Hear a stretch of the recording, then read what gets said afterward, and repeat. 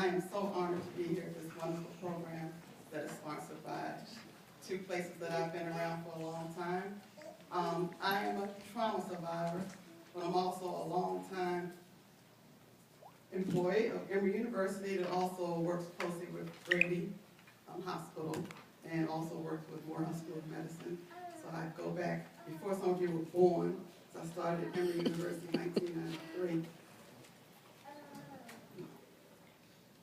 Last night was an emotional day because this is really, I'm just really honored to be here to speak. Dr. Danner does not know how this has impacted my life. But being a trauma survivor, I'll give you some of a brief overview of the other side of what Dr. Danner does and what all the surgeons and the doctors do and all the medical staff.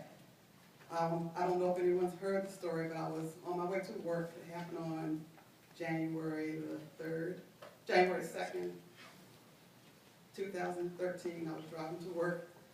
I was looking good too. I had on a new suit, gray. I had on a blue blouse, my favorite leather boots that I got on sale for $29.99. And new earrings, I was looking good. I think I'm going to happy hour that day. I'm like, I look good today. I'm going to work, I'm driving. 100-foot pine tree had other plans for me. I was driving to work and, my Toyota that I just spent money on said, I'm not going to get a new car. I'm going to keep this car for a few more years. No, that pine tree had other ideas on that. So the tree fell on my car and one of the branches went through my abdomen and it exited through an area that I was told not to say the word, but a low, very, very low part of my back body. The branch exited through my back, and word starts with A and ends with S. And when that happened, I didn't know what happened until I looked down. I actually saw the branch just there in my abdomen. I just sat there and I just knew that I was not going to live that day. So I immediately started praying. I have a son, and I have a grandson. I just prayed that they'd be at peace without me because there's no way that I was going to survive. So I sat there for a few moments and I was like, I'm breathing. I didn't feel like I was breathing, really fast. It seemed like I was still, I was conscious. Some people say I talk a lot. Some of them are here in the audience now, but I tried to explain. I'm a very shy person. But I was sitting there and I was like, I'm still alive. So I had someone who I have not found him yet, but it was a guy that came to my window beside the car and he said, can I call somebody for you? So I looked around, I was like, am I in heaven? Is somebody talking to me? So I turned around and I said, I don't know anybody's phone number. Because now all you do is hit James, or you just hit the phone, you don't remember the numbers now. I encourage you, please remember someone's number. But I remembered my sister's number, so I gave him her number and he called her. And he even came to my car before the rescuers got there because they were not cleared by the power company because live wires were on my car. So the rescuers did rescue me from the car. And thank God they brought me to Grady. And my experience with the Trauma Center, Dr. Danner, the first meeting, all the other Emory University doctors and all the surgeons in Morehouse School of Medicine.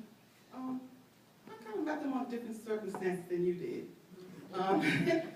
I talked to Dr. Dan. I sent him a note hoping he would respond in writing to give me all the injuries that I had. But no, just like a doctor, he called me on the phone and started giving me all the medical terminology of all my fractures. And I'm just going to give you the layman terminology of the fractures that I had. Ouch. Because I was in pain. And whatever I had from the sacrum fracture to not being able to get any blood from me and all that, all I just know was I was in pain. But after, I guess I took a 3-week nap. They, gave me a little rest for a little while after having that little accident. I woke up into the trauma center. I guess. I just know I woke up to all of the handsome. They put that on my commercial, my Grady commercial. And I was thinking again, I was in the car in the hospital, I was like, am I in heaven again? Because there's not only doctors standing over me talking, but they're all handsome. I was like, is this what heaven's like? And they started talking to me, all I saw was lips moving. I didn't know what they were talking about. The only thing I wanted to do was put a cast on my A. And I was told they don't do a cast because that's where all the pain was. That's all I remember. I did not think about all the tubes and all that connected. I just wanted them to put that cast there. But I do want to say that Dr. Danner especially is a special doctor. And I tried, and I thought I got all my crying out last night. But not only him being a doctor, he continued as I made my recovery, because it will be 2 years coming up in January. He called literally every week to see how I was doing. And it was just, it made a whole difference in the recovery, because, I mean, you could go either way. If you have a doctor that you feel doesn't care about you, your recovery may not be as well. But when he called, I was like, oh, you know, that made me feel better today. I know my A, whatever, was still hurting. And it still hurts till this day. But it made my day feel better to know that the doctor is not just him and the other Emory faculty were just continuously calling and checking to see how I'm following my recovery.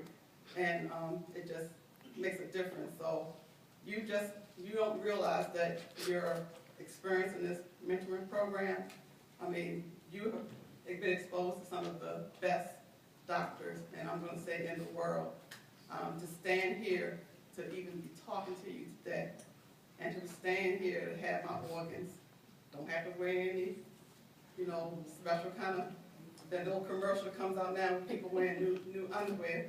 Don't have to do that, and just have just all my organs intact, and standing here before you, just being able to stand here before you, and realize today that every day is a blessing to me that I'm here.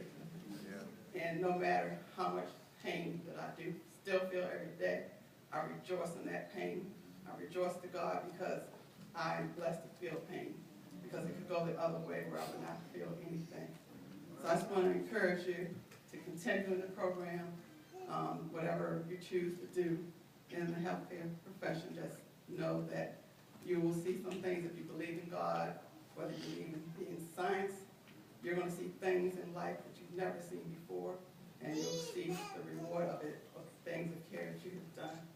So I just want to continue and definitely keep in contact with your mentors all through college. Because I know that young people say, I can't get a job, I don't have any experience. This is one bullet point on your resume that you have here of being in this program. So you can add that to your resume right now, and that is experience that you will have. So by the time you get out of college, you have, well, how long you go to medical school? 8 years experience there? You know, I don't even know anymore. But just definitely when someone says keep in touch, really keep their number and use it. Don't just put it aside. And I just hope to encourage all of you to just to continue and to just keep this memory close to your heart, because Grady, definitely Memorial Hospital, definitely, as the ads say, I would not be